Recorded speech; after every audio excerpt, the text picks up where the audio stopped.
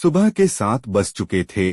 सूरज की किरणें खिड़की के पर्दों को चीरकर कमरे में आ रही थीं, पर अभी तक रसोई से चाय की खुशबू नहीं उठी थी। रजनी भाभी 2 घंटे से किचन में थीं, लेकिन सासू माँ विमला देवी का मूड पहले ही खराब हो चुका था। बहू, चाय बनी कि नहीं? पेट में गुड़गुड़ चल रही है और तू अभी तक चाय नहीं लाई। क्या आज के बच्चे समझते नहीं कि बुजुर्गों की सुबह चाय के बिना शुरू नहीं होती? इतने में रजनी हांफते हुए चाय की ट्रे लेकर आई। माँ जी, यह लीजिए चाय। गैस खत्म थी और सिलेंडर बदलते बदलते देर हो गई। विमला देवी बड़बड़ाई।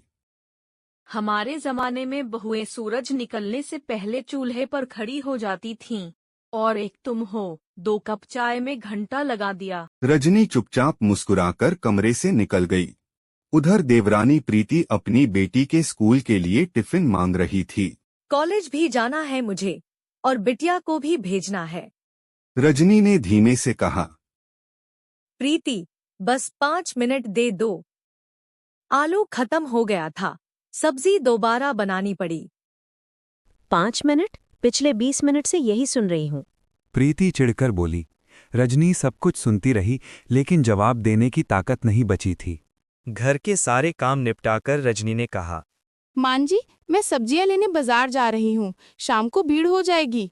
विमला देवी बोली, देख बहू, कहीं सहेलियों के साथ गप्पे मारने मत लग जाना। 5 बजे की चाय टाइम से मिल जानी चाहिए। रजनी बस मुस्कुराकर निकल गई। 45 मिनट बाद जब लौटी तो घर में हाय हाय मची थी। अरे मान जी, क्या हुआ? घुटनों का दर्द उठा है बहू। अचार की बरनी सीढ़ी पे ले जा रही थी, तभी घुटनों में जान ही नहीं रही। लगता है इस बार तो भगवान बुला ही लेंगे। रजनी तुरंत तेल गरम करने लगी, मालिश दी, गरम पानी की बोतल दी, पर विमला देवी फिर भी ताने मारना नहीं भूली। तेल गरम करने गई थी या शादी ब्याह का खाना बनाने? बहू को तो बस इंतजार है कि बुढ़िया मर जाए। रजनी ने आंसू रोके और कहा, मान जी, अब से आपको कुछ भी चाहिए हो तो मुझे फोन कर लिया कीजिए, हर बार चिल्लाने की जरूरत नहीं पड़ेगी। विमला देवी घंटों फोन मिलाती रहीं। रजनी मिक्सी चला रही थी, फोन सुनाई न दिया। जब पहुंची तो माँ जी रो पड़ी।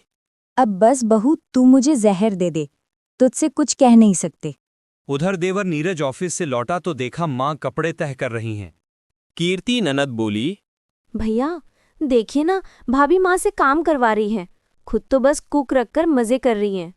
नीरज गुस्से से बोला, बस कीर्ति, माँ, आपने कभी सोचा है कि भाभी एक दिन में कितने काम करती है? घर, बच्चे, आपकी सेवा, आपकी दवा, सब्जी, स्कूल, और बदले में तिरस्कार मिलता है।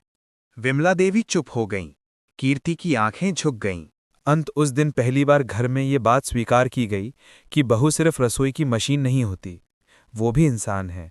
उसकी भी थकान होती है, उसके भी सपने होते हैं। उसका भी हक है कि उसे सम्मान मिले, सराहना मिले। विमला ने रजनी का हाथ पकड़ा और कहा, बहू, तूने सही कहा था।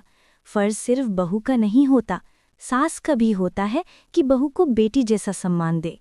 रजनी की आंखों में भर आई नमी, लेकिन इस बार ये आंसू दुख के नहीं, सुकून के थे।